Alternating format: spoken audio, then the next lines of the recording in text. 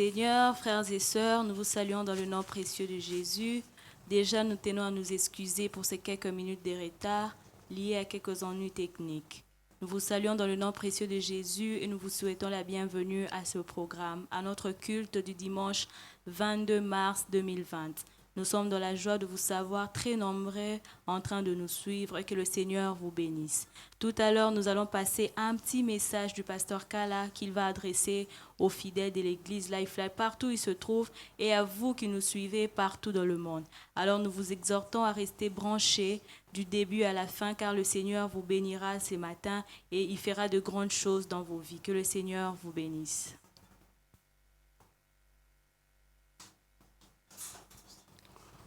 Gloire à Dieu. Le message a été. Projetez le message.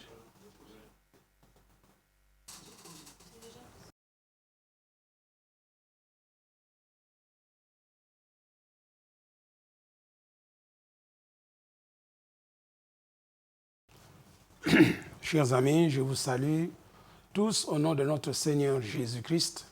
Que la paix, la bonté, la miséricorde et la compassion de notre Seigneur soient avec vous. Ceci est un message pour vous exhorter, vous encourager à garder votre foi inébranlable, malgré ce qui se passe et ce qui secoue le monde entier actuellement, à savoir la pandémie du coronavirus. Que votre cœur soit ferme et confiant en l'Éternel, en sa parole.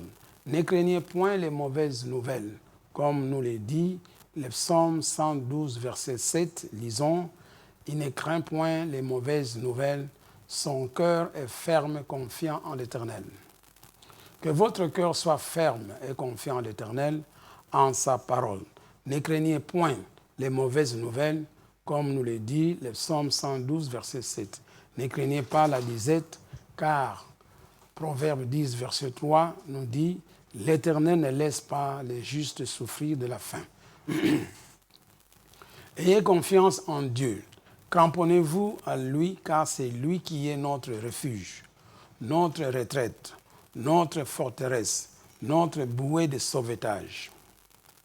Ne laissez pas l'inquiétude, l'angoisse, la peur vous envahir, car il est dit dans sa parole que l'Éternel te soutient dans sa droite triomphante. Faites du psaume 91, versets 1 à 10, votre confession quotidienne, en dehors de toutes les confessions dont nous disposons déjà, à savoir la confession de la parole de Dieu numéro 1, la confession de la parole de Dieu numéro 2, les attributs de Dieu, le Père, Dieu le Fils, Dieu le Saint-Esprit, et les épreuves, tentations et tribulations, etc. Celui qui demeure sous l'abri du Très-Haut repose à l'ombre du Tout-Puissant. J'ai dit à l'Éternel, mon refuge et ma forteresse, mon Dieu en qui je me confie, car c'est lui qui te délivre du filet de l'oiseleur, de la peste et de ses ravages. Il te couvrira de ses plumes et tu trouveras un refuge sous ses ailes. Sa fidélité est un bouclier et une cuirasse. Tu ne craindras ni les terreurs de la nuit, ni les flèches qui volent de nuit, ni la peste qui marche dans les ténèbres, ni la contagion qui frappe en plein midi. Que 1000 tombent à ton côté et 10 000 à ta droite, tu ne seras pas atteint. De tes yeux seulement, tu regarderas et tu verras la rétribution des méchants. Car l'Éternel, tu es mon refuge, ô Éternel.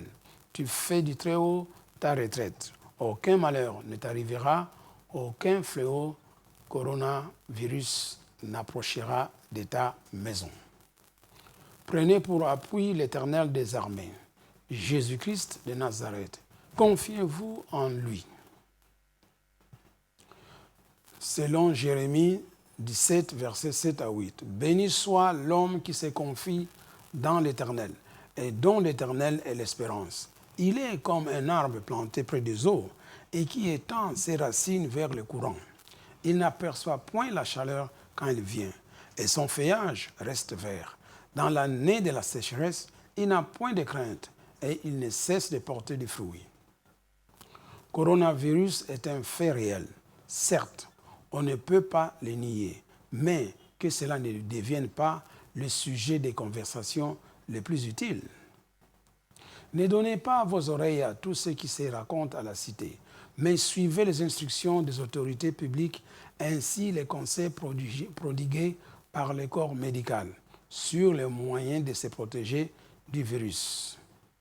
Profitez de tout votre temps libre pour lire plus la Bible, louer, confesser la parole de Dieu, prier en esprit, adorer le Seigneur. C'est ce qu'il attend le plus de nous et cela nous aidera à chasser la peur, les angoisses qui peuvent nous envahir.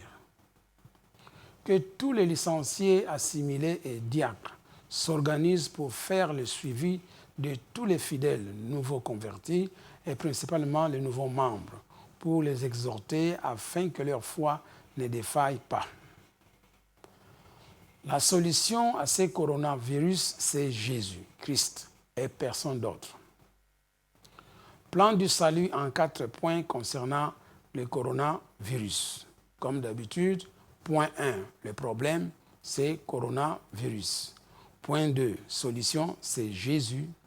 Point 3, la décision, bien sûr, appartient à l'homme de croire que Jésus est la solution au coronavirus. Point 4, résultat, disparition, éradication du coronavirus. Tu échapperas au coronavirus et tu donneras la gloire à Dieu le Père au nom de Jésus.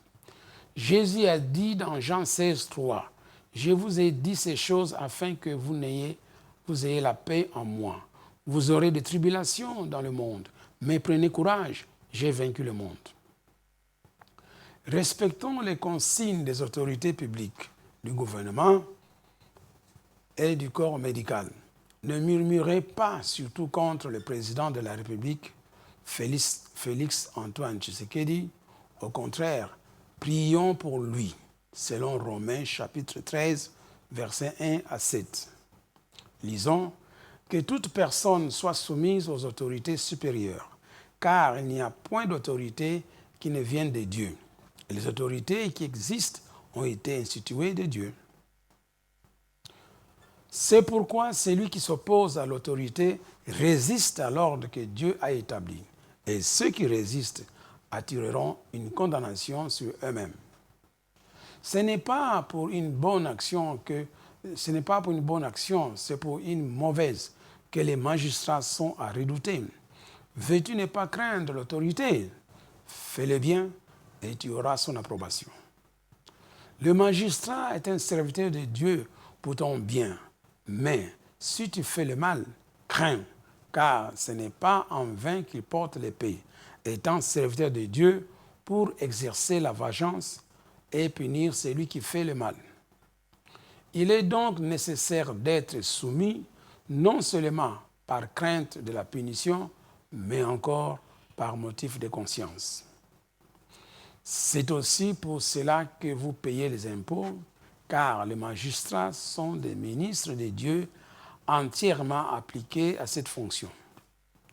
Rendez à tous ce qui leur est dû, l'impôt à qui vous devez l'impôt, la tribu à qui vous devez le tribut, la crainte à qui vous devez la crainte, l'honneur à qui vous devez l'honneur.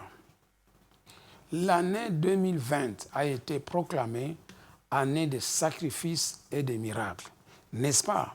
Alors, croyez que vous avez déjà votre miracle de guérison, de bonne santé et commencez à remercier le Seigneur et prier en langue. Bien-aimés dans le Seigneur, frères et sœurs en Christ, j'ose croire que vous avez été fortement bénis par ce message d'encouragement. Tout à l'heure, l'homme de Dieu venait de nous encourager, de nous fortifier à garder la foi, à ne pas paniquer, mais au contraire à appliquer la parole de Dieu, à faire de la parole de Dieu notre quotidien, notre pain quotidien. Au lieu de passer notre temps à discuter autour du virus, au contraire, prenons nos Bibles, prenons le temps, au lieu de rester là à ne rien faire, pendant ces temps de confinement, Frères et sœurs, appliquons la parole de Dieu, car la parole de Dieu reste notre seule solution. Comme l'homme de Dieu l'a dit, la Bible nous l'a bien dit, vous aurez des tribulations dans le monde, mais sachez que j'ai vaincu le monde. Christ nous a déjà fortifiés, qu'il est notre solution.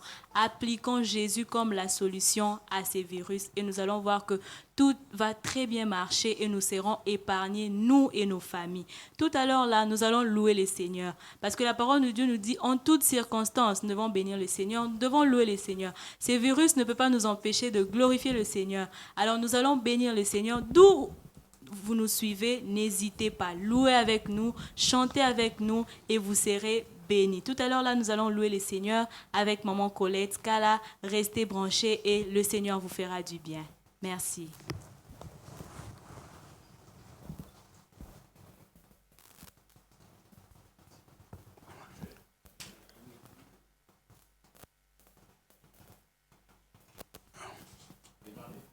Mon âme soupira, et toi et mon esprit en moi te cherche.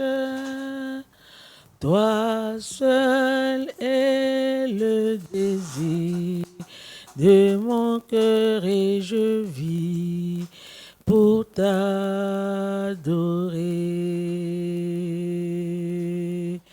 Mon âme soupira, près de toi et mon esprit en moi te cherche. Toi seul est le désir de mon cœur et je vis pour t'adorer.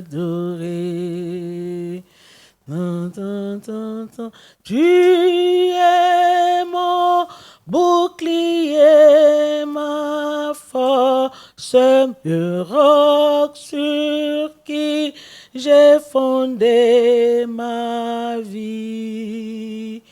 Toi seul est le désir de mon cœur et je vis pour t'adorer. Tu es mon bouclier, ma force, le roc sur qui j'ai fondé ma vie. Toi seul est le désir de mon cœur et je vis pour t'adorer.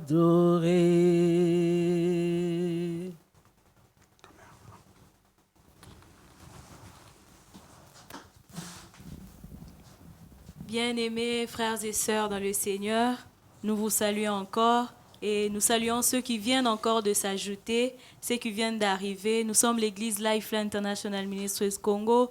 Nous sommes là pour notre culte dominical du 22 mars 2020.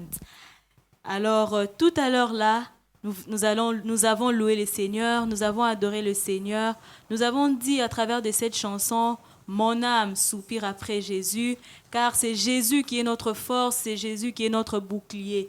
En cette période où le monde traverse cette pandémie, ayez à l'esprit que c'est Jésus qui est notre bouclier, c'est Jésus qui est notre force. Maintenant, là, nous allons passer à la prédication ou à l'enseignement du jour.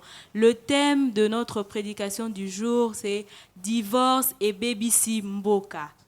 Alors en français, nous pouvons le dire carrément, le divorce est la cause de la destruction de ce pays ou bien le divorce a détruit le pays. Et nous allons plus parler de notre pays, la RDC. Nous vous invitons à rester connectés. La prédication, c'est toujours avec l'homme de Dieu, le pasteur Kalama Kiese. Nous vous invitons à avoir vos cahiers, à avoir votre Bible et à suivre, à rester connectés car vous serez édifiés encore une fois maintenant. Que le Seigneur vous bénisse. Gloire à Dieu, nous vous saluons dans le merveilleux nom de notre Seigneur Jésus-Christ. Aujourd'hui, c'est le dimanche. Malgré l'interdiction de culte, mais on n'a pas fermé nos bouches. Nous pouvons parler chez nous à la maison, nous pouvons parler en famille. C'est ainsi que je m'adresse à la famille, à toute la grande famille de Lifeline et à nos amis à l'étranger. Notre enseignement d'aujourd'hui, c'est la suite de l'enseignement que nous avons commencé le dimanche passé.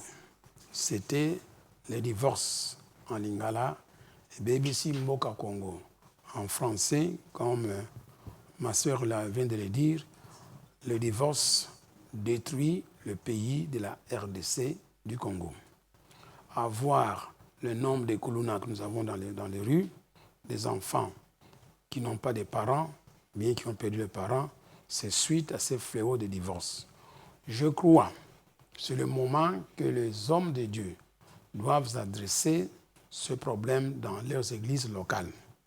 Parce que nous allons voir que dès le commencement, Dieu le Père, Dieu le Fils, Dieu le Saint-Esprit étaient contre le divorce et l'adultère.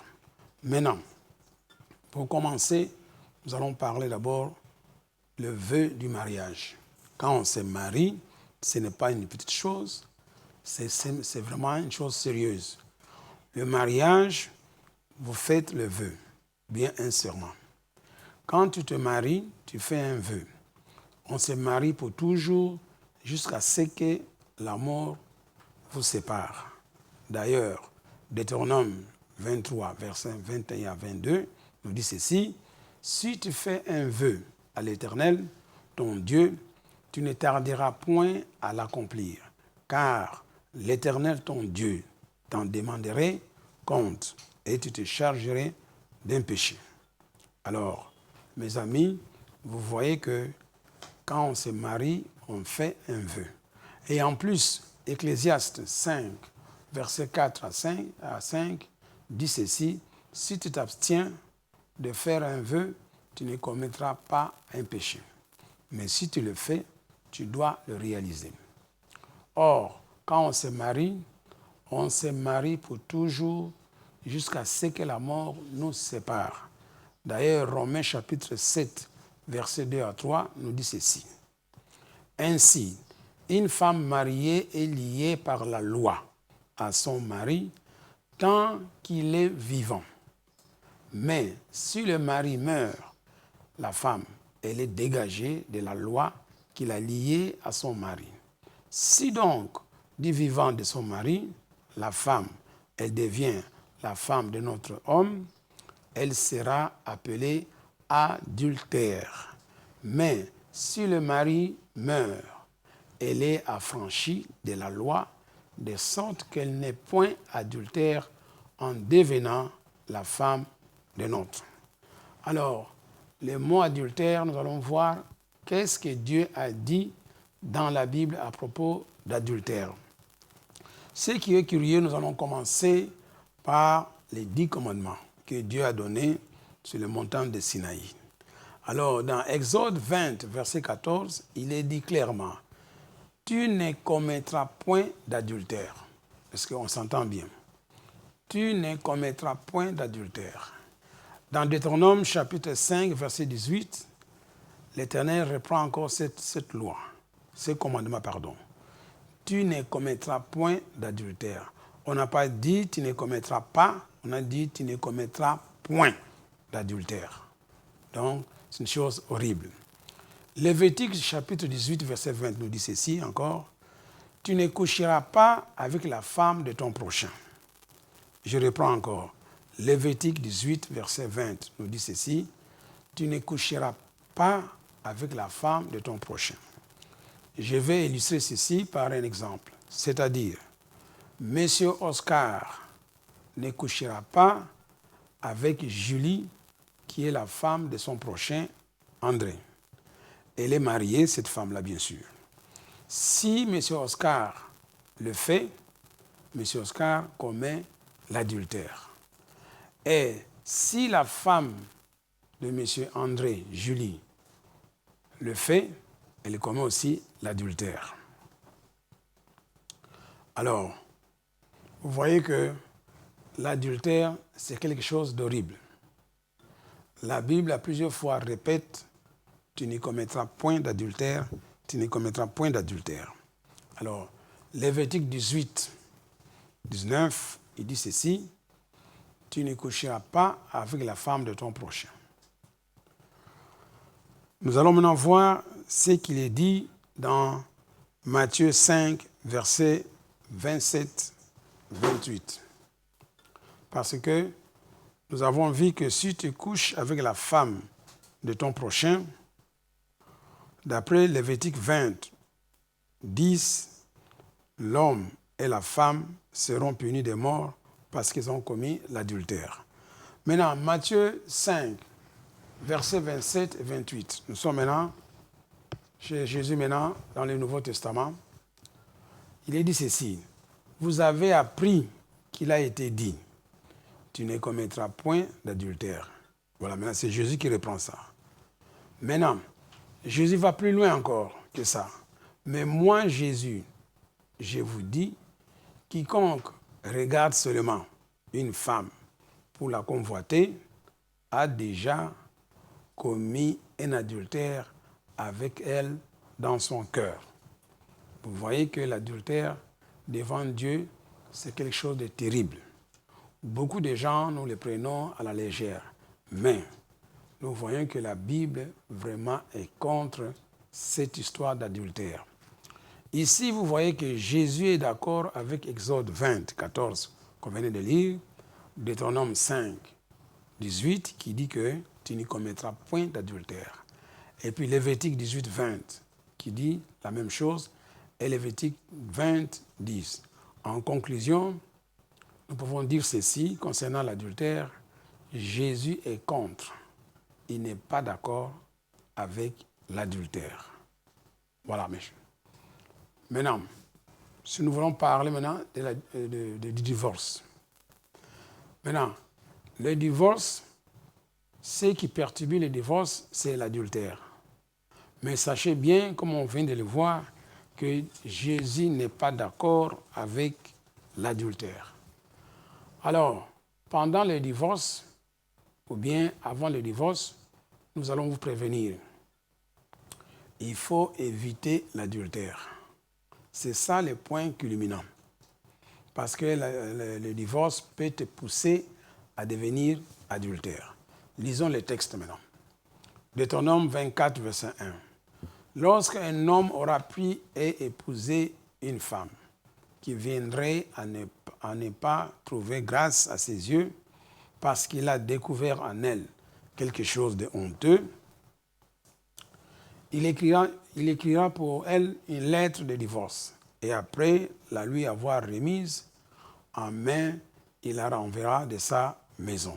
Donc ici, il s'agit de lettres de divorce. Ça, c'est dans l'Ancien Testament. Ça, c'est Moïse qui a écrit. Maintenant, nous allons voir Jésus sur le terrain. Il va reprendre le même passage et puis il va donner son opinion. Nous lisons maintenant dans Matthieu 5, 31, 32. La lettre de divorce, il a été dit que celui qui répudie sa femme lui donne une lettre de divorce. Donc Jésus nous dit, vous avez entendu qu'il a été dit dans l'Ancien Testament, celui qui répudie sa femme lui donne une lettre de divorce. Mais actuellement, moi, Jésus, le Sauveur du monde, votre Seigneur, je vous dis ceci, que celui qui répudie sa femme, sauf pour cause d'infidélité, l'expose à devenir adultère. Voilà maintenant le problème. Donc quand tu la répudies, tu l'exposes à devenir adultère. Or, nous venons de voir dans Exode 20, verset 14, Dieu a dit, tu ne commettras pas d'adultère. Dans Deutéronome 5, verset 18, nous venons de lire aussi que tu ne commettras pas d'adultère. Le fait que tu as répudié ta femme, toi le mari, tu exposes ta femme à devenir quoi? Adultère. Et on ajoute que c'est lui qui épouse une femme répudiée commet aussi un adultère. Maintenant, tu rends la situation difficile aux gens. Celui qui va épouser ta femme que tu as répudiée va commettre un adultère et elle-même, si elle épouse une autre personne va commettre un adultère. Or, Jésus est contre l'adultère. D'après ce verset, Jésus est contre le divorce parce que cela amène à l'adultère. Voilà. Alors, dans Exode 20, verset 14, il est bien dit, tu ne commettras pas d'adultère. Rappelle-toi, tu as fait un vœu quand tu t'es marié. Jésus est contre l'adultère parce que la Bible dit, quand tu fais un vœu, tu dois l'accomplir. Voilà. Alors, nous allons voir maintenant les autres passages, ce que ça dit. Nous allons passer au verset de Matthieu. Matthieu, chapitre 19, versets 3 à 6. Nous parlons de l'adultère. L'adultère est défendu dans la Bible parce que nous avons vu quand Dieu a parlé sur le mont Sinaï. Il a dit dans Exode 20, 14, tu ne commettras point. On n'a pas dit pas, on a dit point. Tu ne commettras point d'adultère. Ainsi, dans le mariage, quand il y a divorce, vous voyez maintenant, chaque conjoint va épouser une autre femme, bien un autre mari, automatiquement, ils vont commettre un adultère. Alors, nous revenons encore Matthieu 19, 36, si vous voulez remettre ce passage. Là, il est dit quoi? Les pharisiens l'abordèrent et dirent pour l'éprouver. Est-il permis à un homme de répudier sa femme pour un motif quelconque? Jésus répondit, n'avez-vous pas lu que le Créateur, au commencement, fit l'homme et la femme? Et qu'il dit, c'est pourquoi l'homme quittera son père et sa mère et s'attachera à sa femme. Et les deux deviendront une seule chair. Ainsi, ils ne sont plus deux, mais ils sont une seule chair. Que l'homme, donc, ne sépare pas ce que Dieu a joint.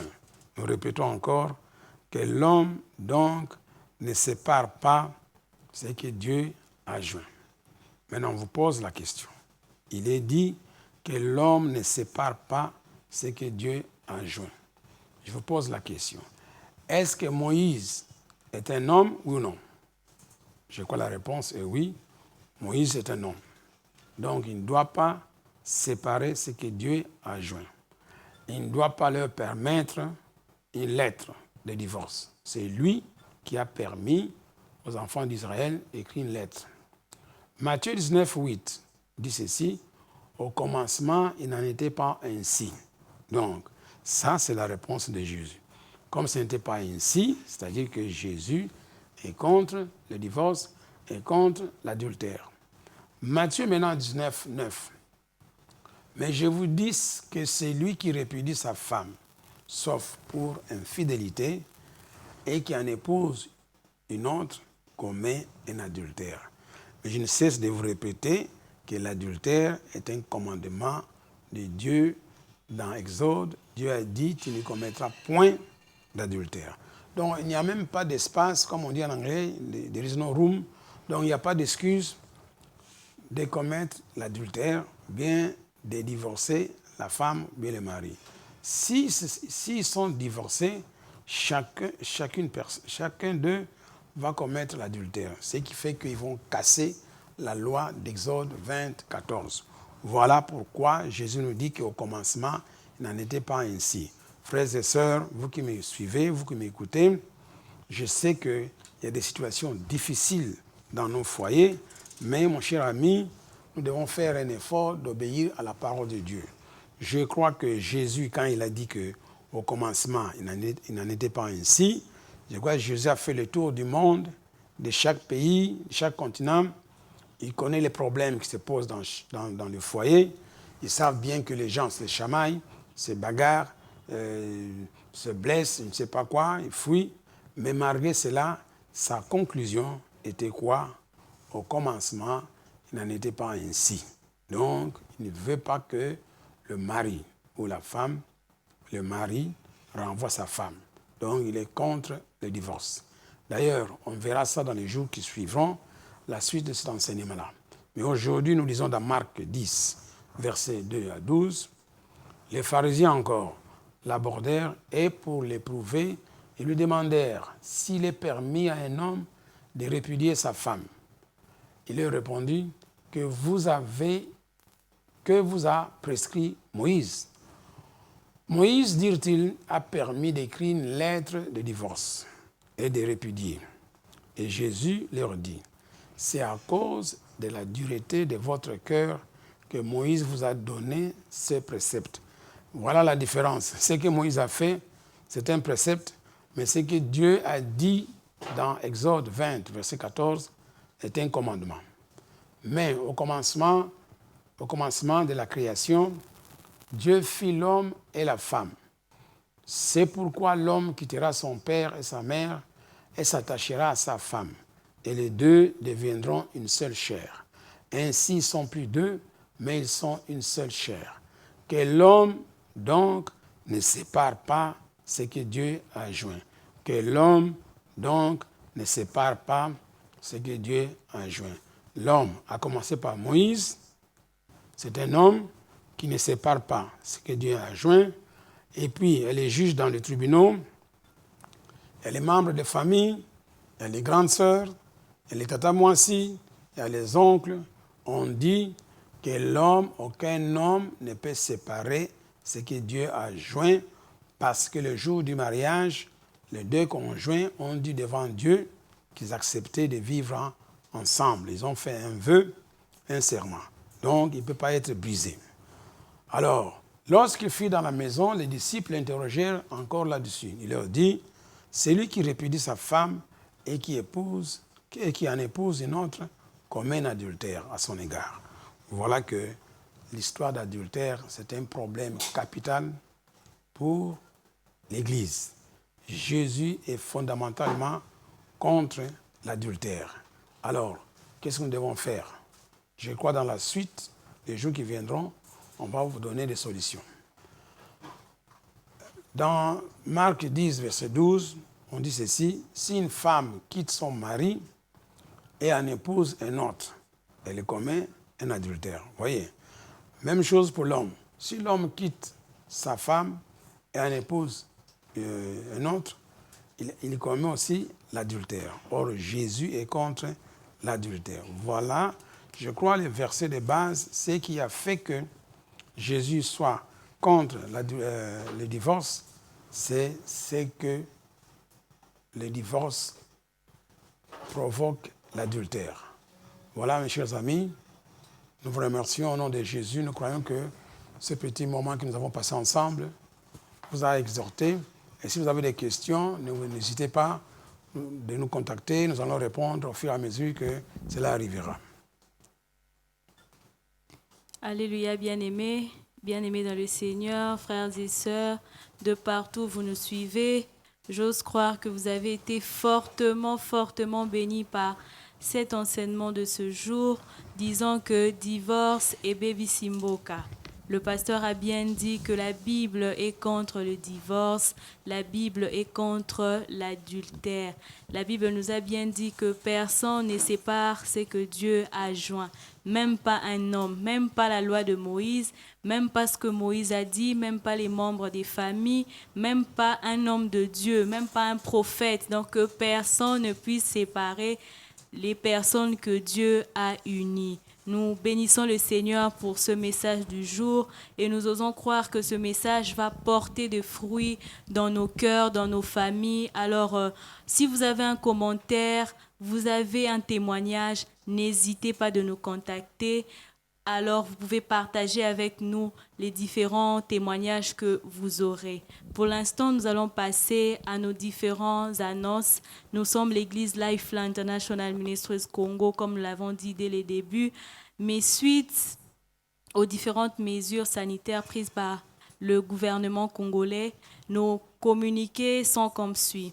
Premièrement, en ce qui concerne les dîmes et les offrandes, nous savons bien qu'il n'y a pas moyen de de nous réunir ensemble et d'être ensemble, mais cela n'empêche pas que vous puissiez soit faire les déplacements pour l'Église, venir déposer votre offrande, votre dîme et autres contributions. Mais si vous ne pouvez pas faire les déplacements, vous pouvez le faire par M-Pesa à ce numéro-ci, le 081 509 45 07. Je reprends, 081 509 45 07. Mais aussi, vous pouvez le faire par Orange Money sur ce numéro 089 911 31 08. Je répète, 089 911 31 08. Deuxièmement, les bureaux de l'Église est ouvert du lundi au vendredi de 8h à 12h, mais aussi les après-midi de 16h à 19h. Donc, n'hésitez pas de passer sur place pour déposer vos différentes contributions. Le pasteur Kalamaké se reçoit chaque mardi et jeudi, les avant-midi de 10h à 12h et les après-midi de 16h à 19h. N'hésitez pas, les portes de l'église sont ouvertes. En tout cas, que le Seigneur vous bénisse de nous avoir suivis, d'avoir été connectés du début à la fin, et nous vous fixons rendez-vous pour un prochain numéro en semaine, mais aussi les dimanches prochains où nous allons continuer avec le même sujet, avec le même message, divorce et baby Simboka. Que le Seigneur vous bénisse, frères et sœurs de Lifeline, partout où vous nous suivez. Que le Seigneur vous bénisse, nous vous aimons beaucoup et que le Seigneur vous fasse du bien. Amen. Les bontés de l'Éternel ne sont pas épuisées. Ses compassions ne sont pas à leur terme. Elles se renouvellent chaque matin. Renouvelle chaque matin. Oh, que ta fidélité est grande. Oh, que ta fidélité est grande. Elle se renouvelle chaque matin. Renouvelle chaque matin. Oh, que ta fidélité est grande. Oh, que ta fidélité est grande.